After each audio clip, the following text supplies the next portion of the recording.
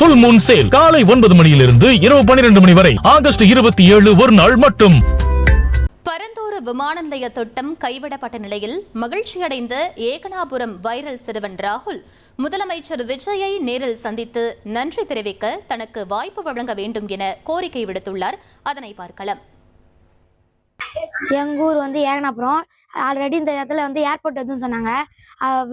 இந்த மாதிரி எங்களுக்கு ரொம்ப கஷ்டமாக இருந்தது. அந்த மன கவலையாகவும் இருந்தது.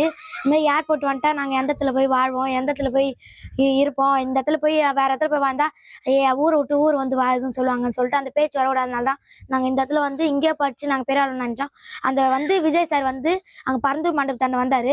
அங்கே நான் ஆட்சி அமைச்சு நான் முதலமைச்சராக வந்தேன்னா அந்த பரந்தூர் விமான திட்டத்தை ரத்து செய்யணும்னு சொன்னார்.